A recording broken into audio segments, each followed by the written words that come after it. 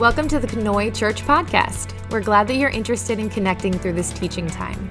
If you'd like to connect further, feel free to reach out to us through our website, conoychurch.org. For now, enjoy this teaching from Conoy Church, where our mission is to lead people into a growing relationship with Jesus Christ.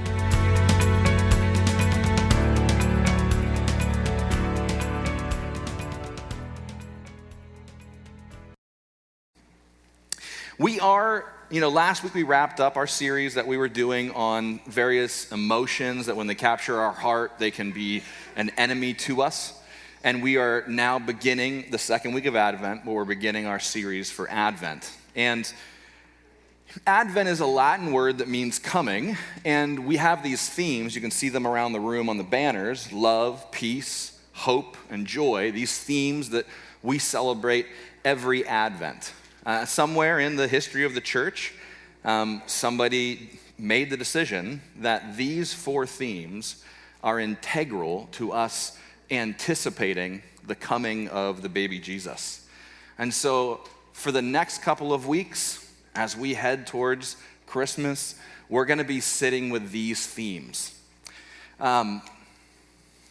My hope, we're talking about hope today, but my hope for our time in Advent together is that we will spend a little time in Scripture when we come together, and then we will talk a little bit about how to take whatever particular theme we're talking about that week with you to wherever you're planted. And I'm saying all that on the front end because I don't want to miss that. Think about a missionary. What does a missionary do? A missionary is somebody that goes somewhere to share the good news about Jesus. That would be the simplest definition I can think of for what a missionary does. Doesn't mean they have to go to another country, they don't have to go overseas, but they go somewhere. They're on a mission somewhere to share the good news of Jesus. I want you to consider this Advent that Jesus is a missionary from heaven to us, okay? And maybe you've thought about that before, maybe you haven't. I want you to think through sort of, this collection. We call this the Bible. To us, it's a singular book. But if you go to the beginning and look at the table of contents, what you're going to find is there are 66 books. I mean, what you have in your hands here is really a library of books.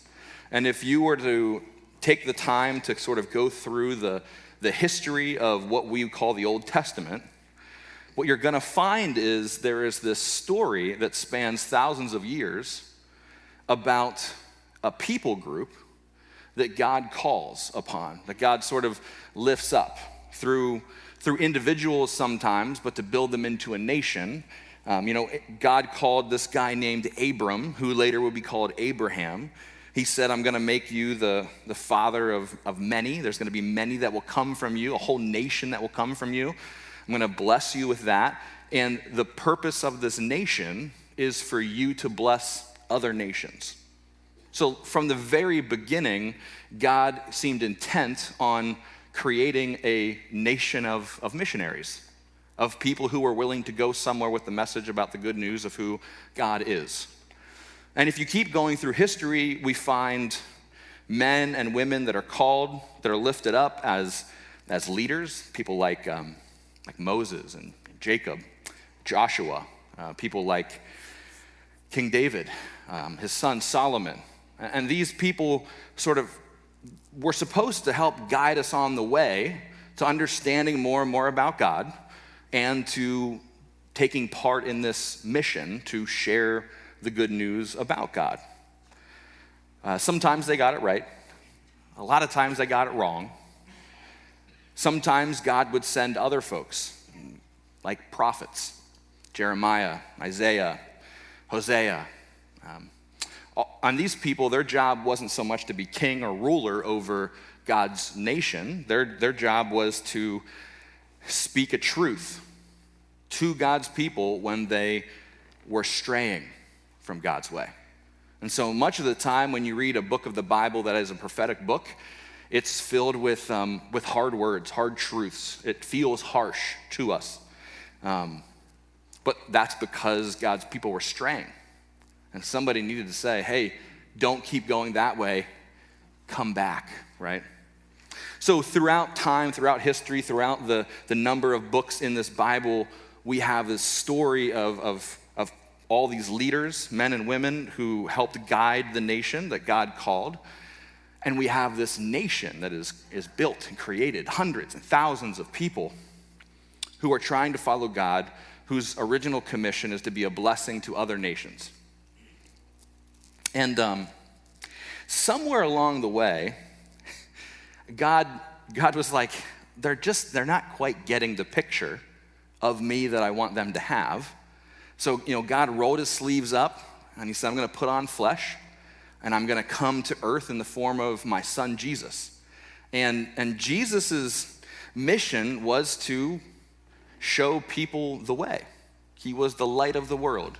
He was providing them with a way back to God the Father.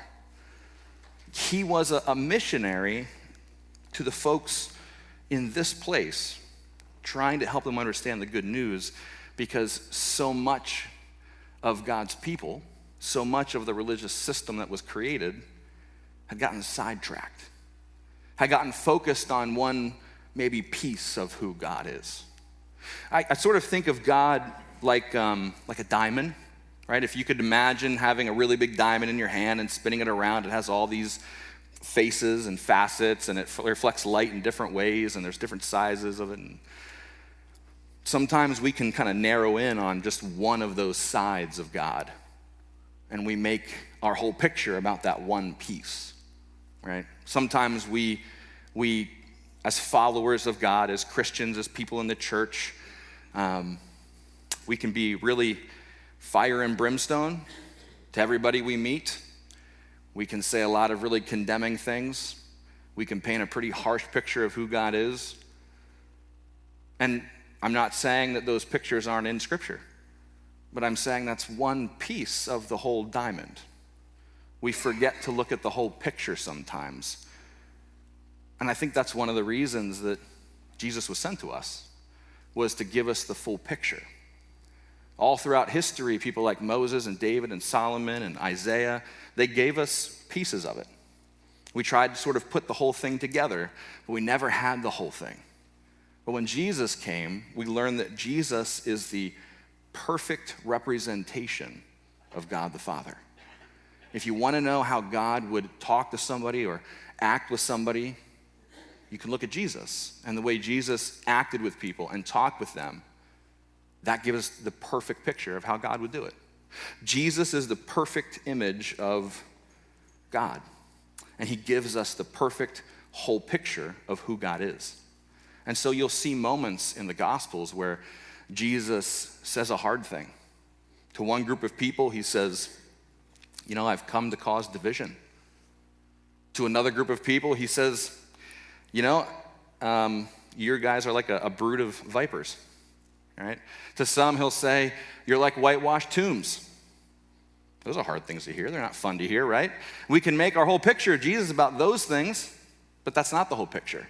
Because Jesus is also the same person that said, when you have to sum it all up, all of the laws, all of the prophets, they add up to two things: love God with all your heart and love your neighbor as yourself, right? We miss the whole picture so often. And I think I want to warn us against that a little bit, because I think it's really easy to fall into. And I had a hard time writing this sermon this week. I'm not because I'm not hopeful. Don't hear that. I'm very hopeful.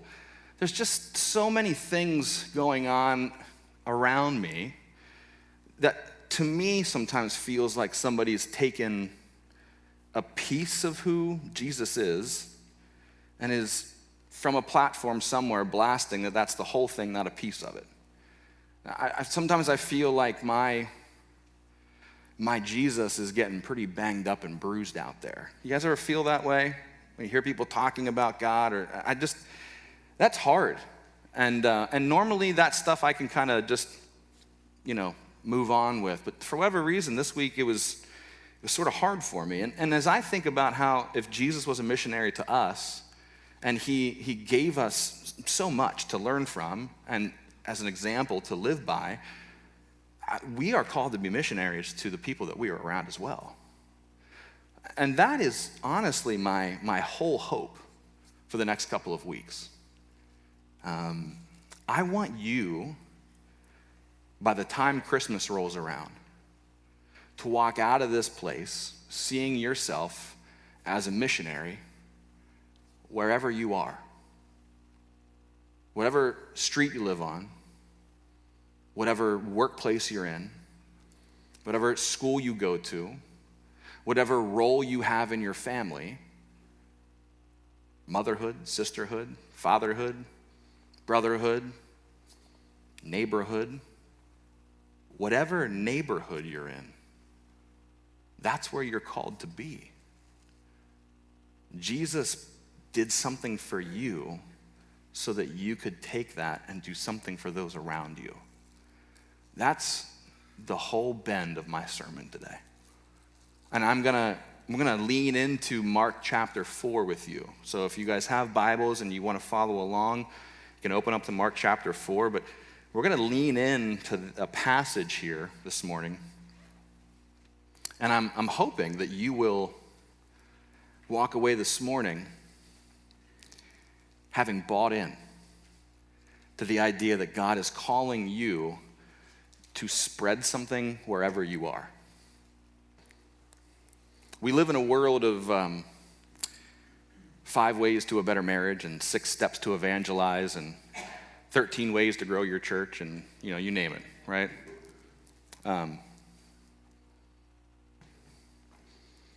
Boy, we overcomplicate things.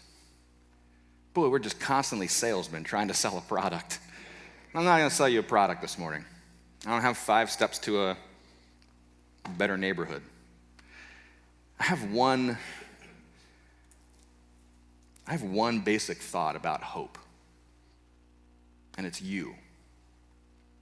You're the hope. I was struggling with this sermon, and I told my wife, we share an office at home, and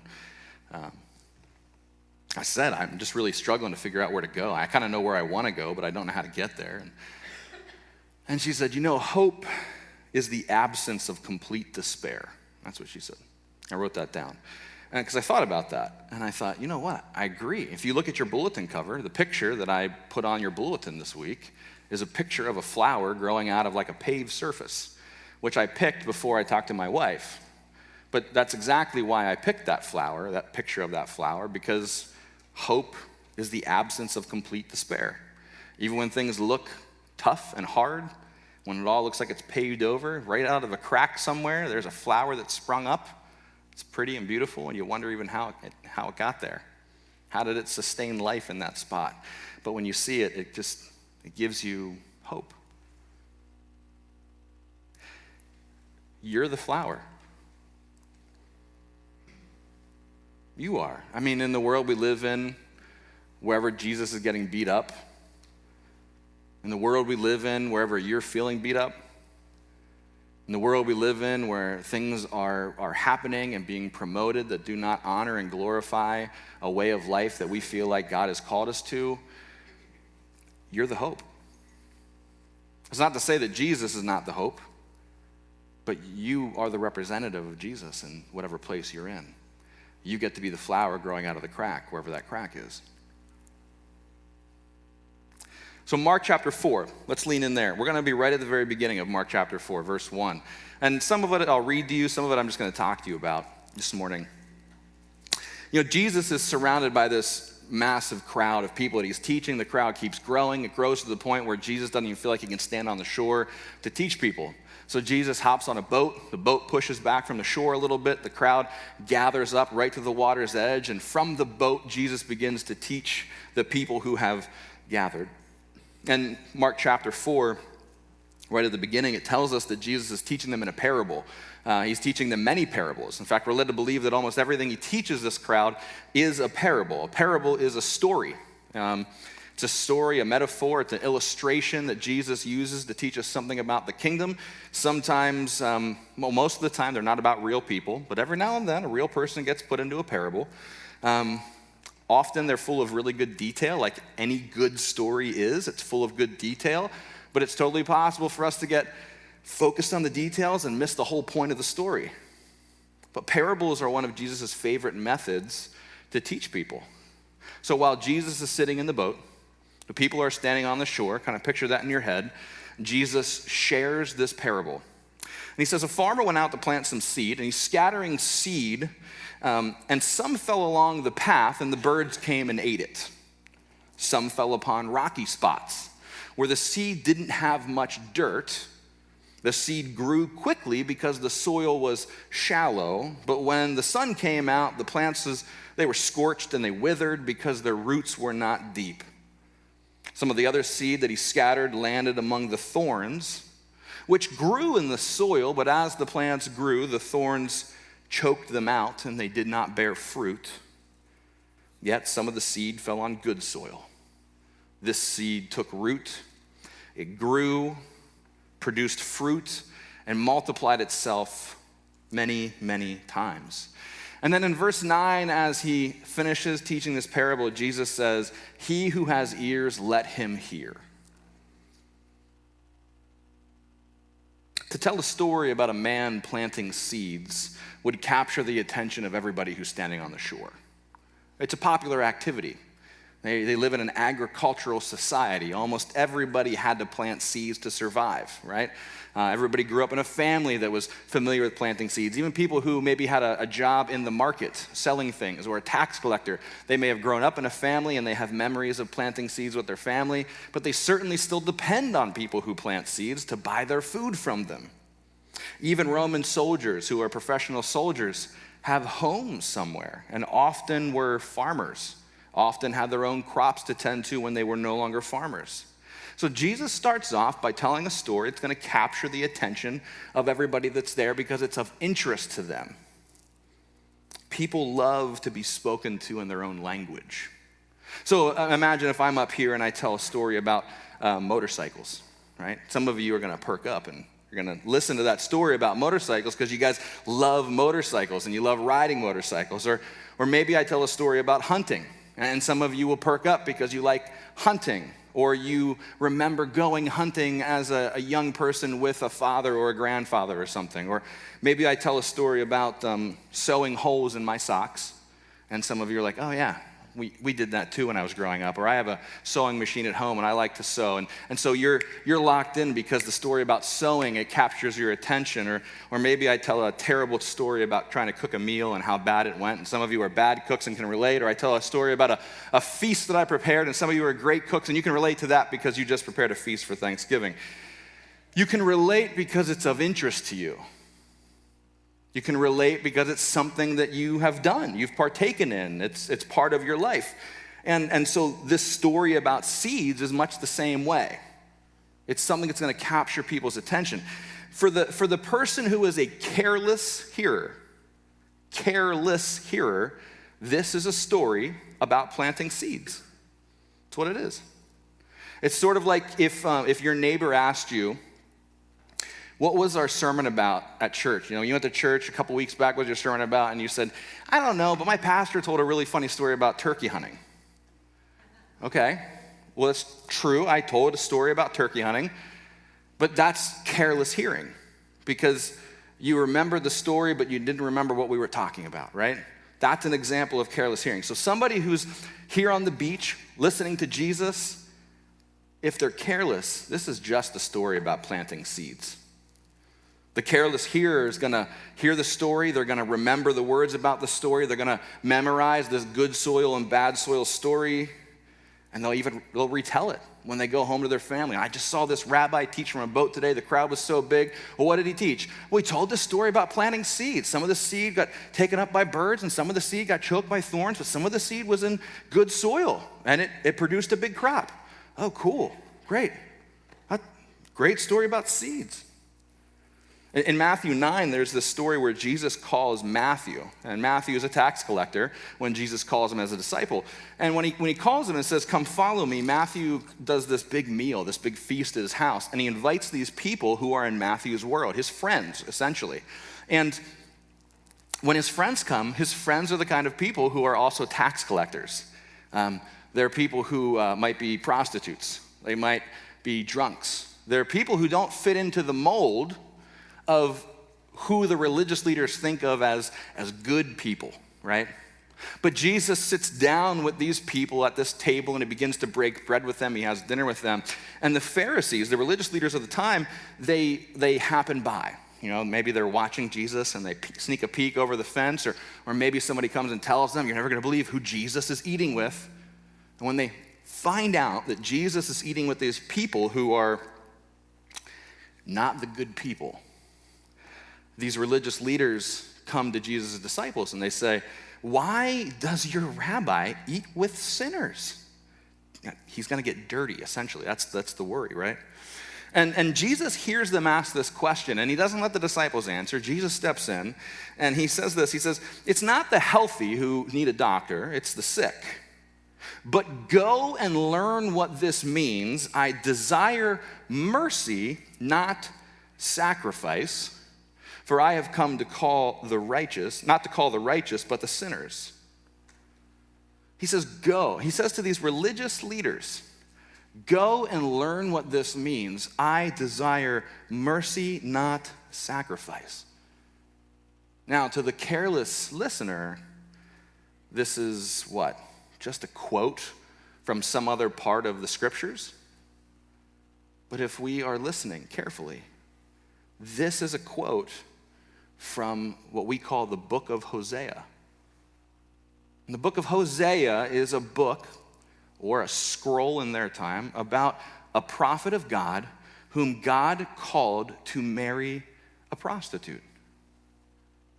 Imagine that, okay? You would all be judgmental of Hosea, I'm sure. I would be too. You're serious? God told you to marry a prostitute? Really, Hosea? We would all question that calling. But God tells him to marry a prostitute, knowing full well that prostitute would step out on him again and again and again. And his instructions to Hosea were to forgive. Forgive, because your marriage will be an illustration, a metaphor, a parable of how much I love my people. Because God's people, Israel, would step out on God over and over and over with idols and money and possessions and other kings and other countries over and over. And God wanted them to understand that he loved them so much that he was going to forgive them again and again and again. Now, the religious leaders that Jesus is talking to, they would have known the quote, I desire mercy, not sacrifice. But they missed the meaning. If they had understood the meaning of this quote, if they had understood the meaning of the story of Hosea, then they would have understood why Jesus was willing to sit with those who didn't fit the conventional mold, of why Jesus was willing to break bread with those who were called sinners, of why Jesus was willing to put himself in the place of forgiving, of drawing in people who had left and walked away from following God's way. Those religious leaders knew the words, but didn't get the meaning. The problem that they have 2,000 years ago is the same problem we have today. Do you see that? It's interesting. I was at a seminar a few weeks ago, and the speaker was talking. He said, you know, when you talk about something in a historical context, and you talk about the Bible in its biblical context, and you point out these problems that are happening in society or government or whatever it is, as long as it's in the biblical time, people are like, yep, that's a problem. I see it. But as soon as you go, don't you see how that looks like today? Then people are like, no, that's a Bible problem. Okay? Do you see how the problem of memorizing the words, of hearing the words, of even recognizing that those words come from this library of books, but they don't understand the meaning to the point that they are not willing to sit down with the very people that Jesus has come to draw back to God the Father? Do you see how that could possibly be the same problem that we face today? We can sit in service after service and sing song after song with hard hearts, and lives that do not change. We are often more interested in what we want to hear, on what makes our itchy ears pleased, about politics and prophecy and dominion of this world, and of the interests that we have. We are willing to listen to those things. We want to hear those things,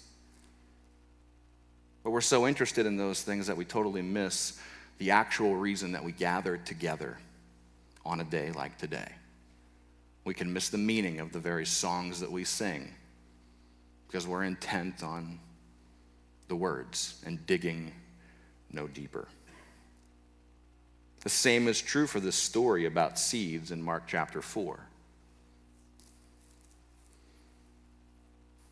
See, for the one who is not listening carefully, it's a story about seeds.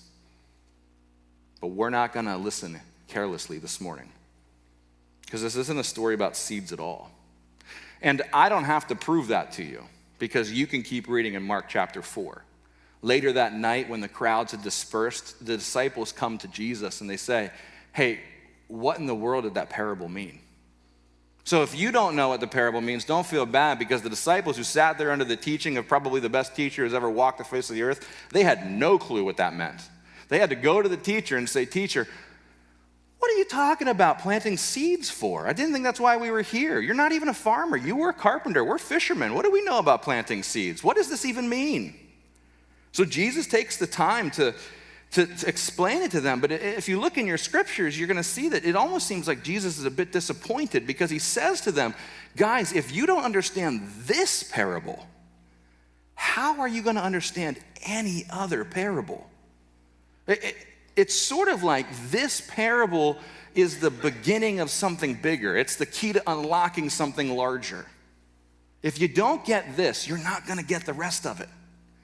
And if you keep looking in Mark chapter 4, Jesus is going to keep talking about seeds for a while. Mustard seeds and growing seeds and more seeds, okay? He's not done talking about seeds. But if you don't get this first one, how are you going to get the rest of it? So he says, look, the farmer sows the word. And if I'm looking at this, I might retranslate it just a little bit different. I might say something like, the one who receives the seed scatters the seed. But in his explanation, Jesus drops the word seed for the word word. You'll see it there, okay? He says the farmer sows the word. That word is logos. Maybe you guys remember, we've talked about logos here before. Logos is the Greek word for word, but it's not like words on a page. This is the same word that the beginning of the Gospel of John says, in the beginning was the word, logos, and the word, logos, was with God, and the word, logos, was God. This is not just word. This is God. This is Jesus, okay? The farmer sows the logos. So the one that receives Jesus scatters Jesus. The one that receives Jesus plants Jesus. If you receive the seed, you plant the seed. If you receive the logos, you plant the logos. If you receive Jesus, then you plant Jesus. So I want you to remember that. Remember that. The one who receives Jesus spreads Jesus. Jesus keeps explaining. Go to verse 15. He said, some people are like seeds along the path. As soon as they hear it, Satan comes and takes away the logos, the word that was planted in them. But other people are like seeds sown in rocky places. They hear the logos, the word, and they receive it with joy. But since they have no root, they last only a short time. When trouble or persecution comes because of the logos, the word, Jesus, they quickly fall away. Still others are like seeds sown among thorns. They hear the logos, but the worries of this life, money, stuff, desire for other things, come in and it chokes the logos out like thorns. And it makes the logos, the word planted in them, unfruitful. And yet still others are like seeds scattered on good soil. They hear the logos, the word, they accept it, and they produce a massive crop even beyond what was scattered in them. And this is where every single sermon I've ever heard on this parable stops. And we stop because in our Bibles, I don't know about your Bible, I don't know about the Pew Bible, I didn't check, but in my Bible, right between the verse we just got done with and the next one, there's this thing called a heading. I have to say this, I said this before, I'll say it again. Headings are not part of the Bible. The heading was put there by the publisher of this book to help you find things. And sometimes they do. Often you can look at the heading and find the passage you're looking for. But sometimes they put them in a spot that makes it seem like the story is done when it's not even done. So if you look at verse 20, on my Bible, between 20 and 21, it says a lamp on a stand, like it's a whole new thing, right? And that also means that when I decide to open my Bible up someday to read, I'm like, oh, well, lamp on a stand, I'll just start there. Well, I just started in the middle of Jesus' conversation with the disciples, explaining a parable. Do you see the problem here? Okay? Nothing against the publisher. Zondervan is very nice. They help me find things, but sometimes they mess me up a little bit. So I want you for a moment, if you have a separation there, throw that out the window. We're in the middle of a conversation with Jesus and the disciples. We're not taking a break. So Jesus gets done talking about what this whole parable means. And he says that good seed that was sown, it produces a new crop like 100 times what was planted. And then he said to them, do you bring in a lamp to put it under a bowl or a bed? Instead, don't you put it on a stand? A great thing about our decorations in here is that on every window there's a candle. It's not too far from you. You all can see a candle. I want you to imagine a candle. I want you to imagine there's no light in here. It's dark inside. Why would you turn on a candle or light the candle and then put a basket over it? Would that help you see? No, right? Again, to the careless here, this is a pretty no-duh conversation. Yes, Jesus, we know. We don't light the candle and put a basket on it. That doesn't help us, right? If we want to see, we put it high. Not in our eyesight, because then we're getting the light right in our eye, and the other way. We put it up high. That way, those beams of light can spread as far as they can spread and light up the room as far as we can see. I put it up high. No duh, Jesus, thank you. I know how to plant seeds, and now I know what to do with my lamp. Appreciate it. We don't want to be careless listeners, right? This isn't a conversation about a lamp. It's not a conversation about telling you how to light your home. Okay? Jesus is saying something more here. Do you bring in a lamp to put it under a bowl or on a bed? And then in verse 22, he says this, for whatever is hidden is meant to be disclosed, and whatever is concealed is meant to be brought out into the open. If anyone has ears, let him hear. Well, I'll say a couple things. One, the alarm bell should go off because Jesus just said that magic line again. If you have ears, hear. That's like the magic line that tells us that Jesus wants us to dig deeper, okay? It's not a story about seeds. It's not telling you how to light your home. There's something more going on here. Boop, boop, boop, boop, boop, boop. All the alarms are going off, okay? The dashboard is all lit up with all the lights. It's like a Christmas tree. I will also say this. I've heard this verse abused so many times against people about the things that are private and personal in their life. This verse is ripped right out of context and it's thrown in someone's face and it's like, tell your secrets. You shouldn't be holding on to anything. And that is so no good. I cannot say it enough that we have to put things into context when we read. If you're gonna read the Bible, don't read one verse. Read a whole bunch of verses, okay? It's so dangerous and so easy to hurt the people we are called to love when we just pluck the one out and throw it in your face, okay? This is not meant to tell you not to have your private stuff or not to hold things inside. It's not meant for you to disclose every single thing ever done. That's not what this is. This is a part of his explanation about a parable about seeds. Do you bring in a lamp to put it under a bowl or on a bed? Don't you put it on a stand? For whatever is hidden is meant to be disclosed. Whatever is concealed is meant to be brought out in the open. If anyone has ears, let him hear. Now remember, again, he's told you a parable. He expects his disciples to understand that the only positive part of this story about seeds was the seed that was scattered in someone who bears fruit tenfold what was scattered in them. The one who receives Jesus spreads Jesus. If you have light, why would you hide it? If you have the light of God, if you have God incarnate, if God has rolled up his sleeves and put on flesh and come into the neighborhood to be with you, why would you hide that light? You put the light up so high that it can shine as far as it can, right? Whatever is hidden is meant to be disclosed. Whatever is concealed is meant to be brought out in the open. And this is where I just love when the Old Testament and the New Testament are connected. Because again, one of the things we have to remember about the context that Jesus is in is that they were all better Bible scholars than you and I are. I mean, even the disciples who were fishermen and tax collectors, who were not professional rabbis or teachers of any kind, grew up in a school system that forced them to read and memorize scripture, okay? So let's say that you think about something that you were forced to know inside and out as a kid. Even as an adult, you recall components of that. You recognize pieces of that. So when Jesus says this line about the light and the lantern and the lamp on a lampstand, their brain is going to go somewhere that our brains don't go, because none of us were in Jewish school, as far as I know. If you were, come tell me. I want to hear about it. One of the scrolls that they would have had access to was this compilation of the wisdom sayings of a king named Solomon.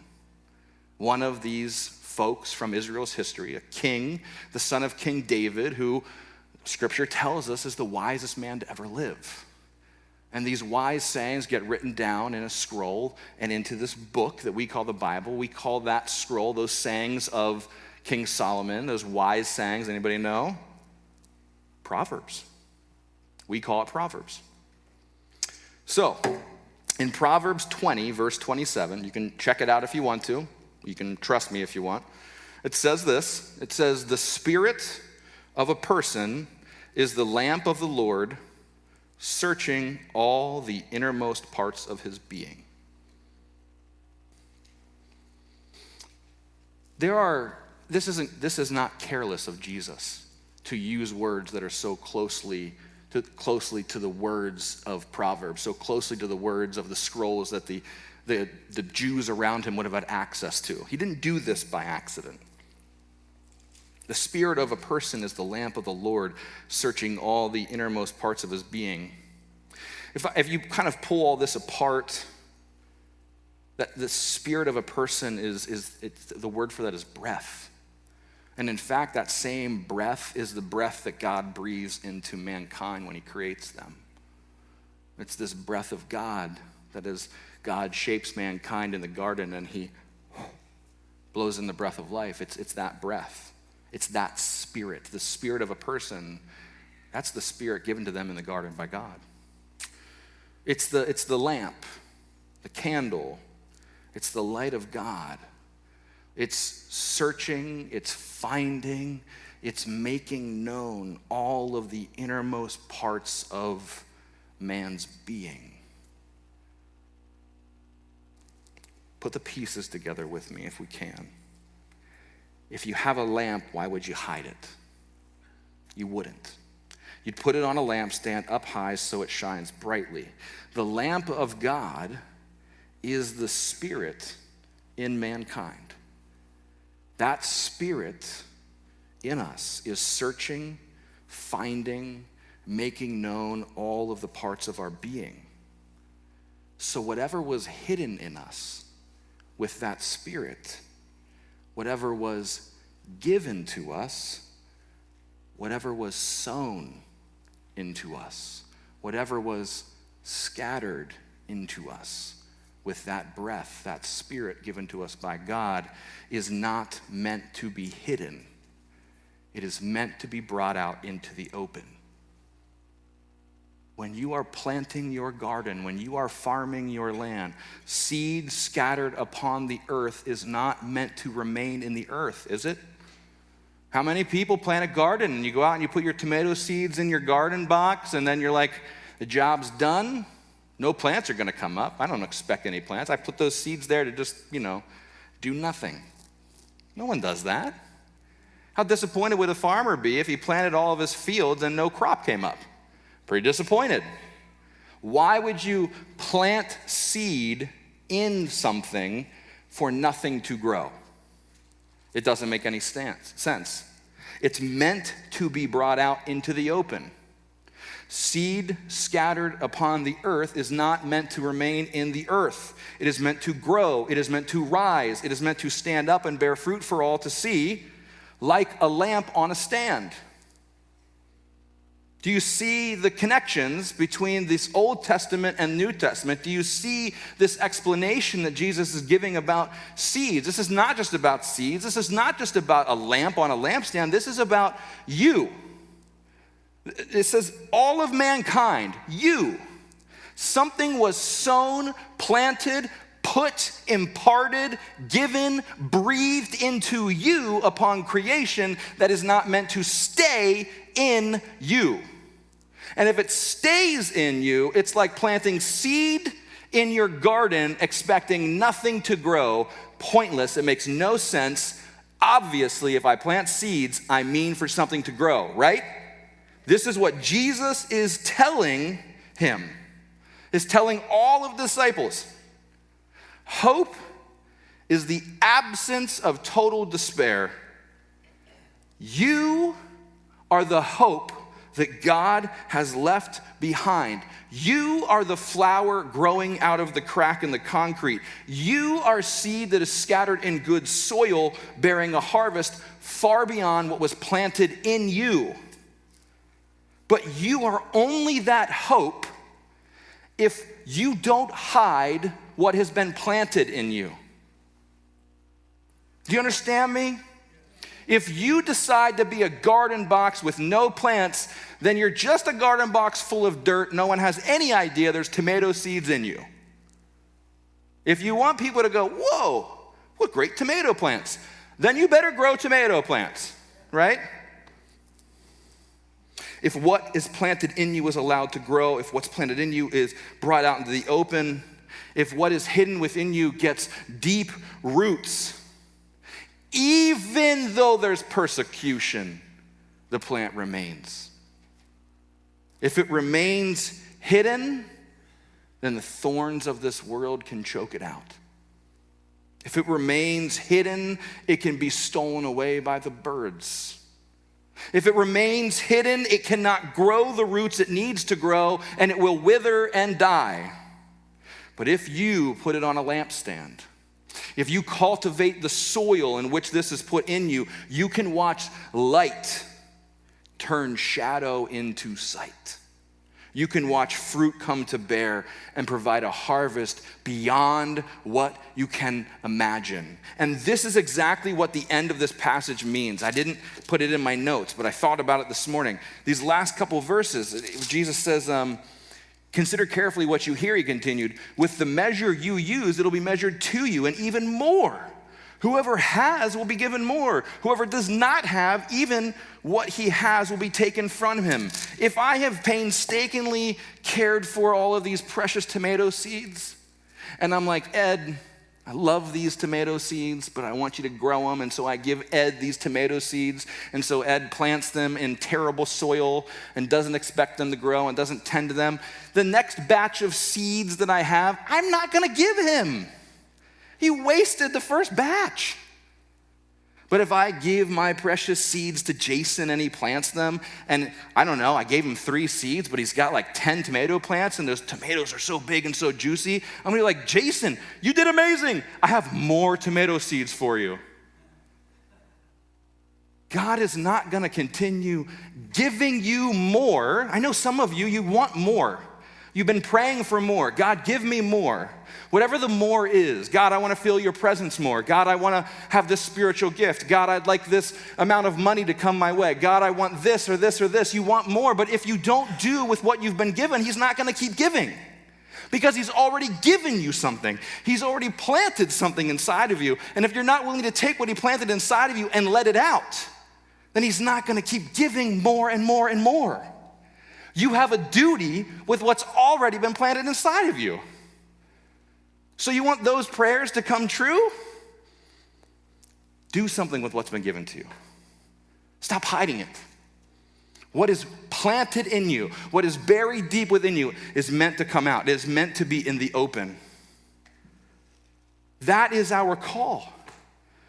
This is how you will be a missionary to wherever you are planted.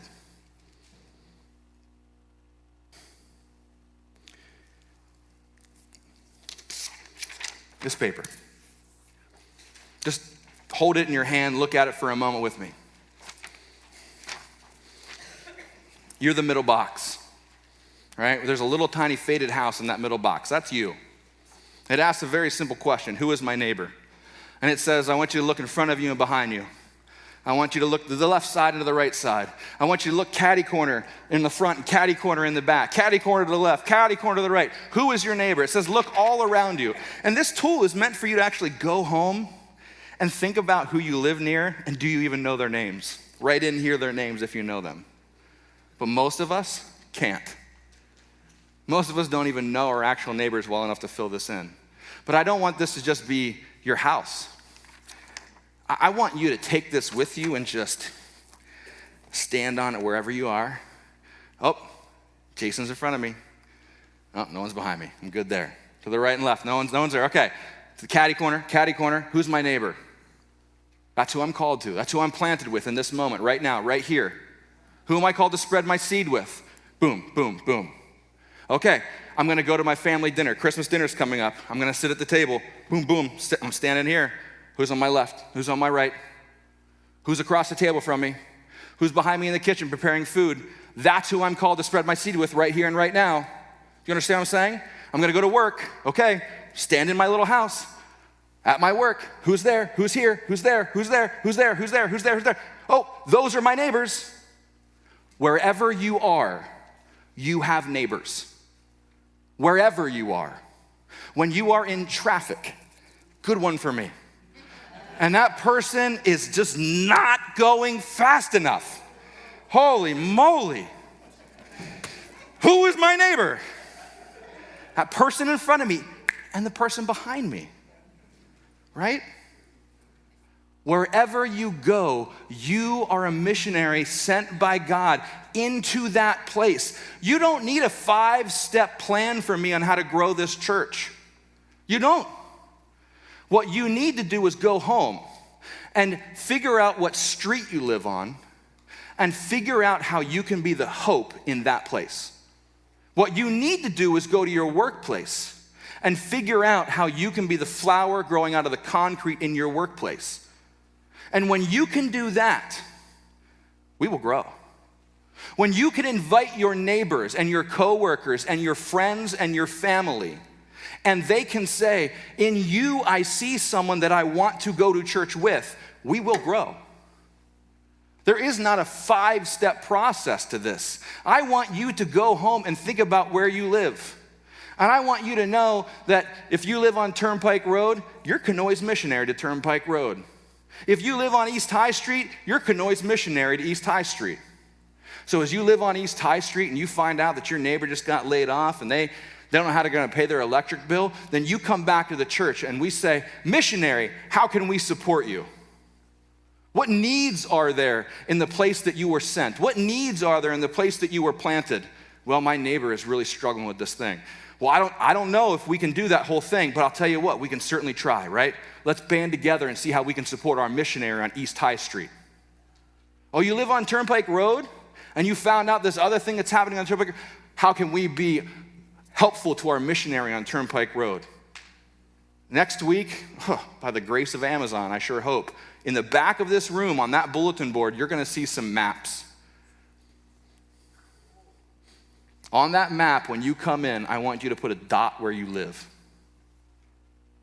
I want you to see that our church has a mission field already around it. You don't need 5 steps to grow your church. You need to be the missionary where God has planted you.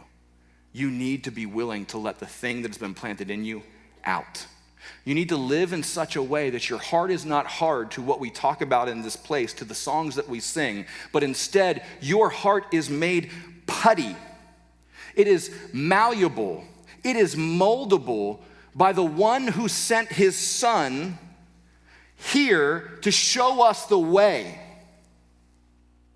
He's not looking for people to come to him that are complete and think they have all the right answers. I did not come for the healthy, I came for the sick. He is looking for those who have a heart that can be shaped to the way he wants it. And the seed that is planted in you at the outset of creation can burst forth, and you can be the hope to your neighborhood, and the peace in your neighborhood, the joy in your neighborhood, the love in your neighborhood. You can be those things, and if you are, I promise you, I guarantee you, if you are, with whatever measure you use will be measured to you, and even more. Be the person that invites your neighbor to the women's dinner. Be the kind of person that your neighbor wants to go with to the women's dinner. Don't be content on just being where you are. Be the hope wherever you're called. Amen?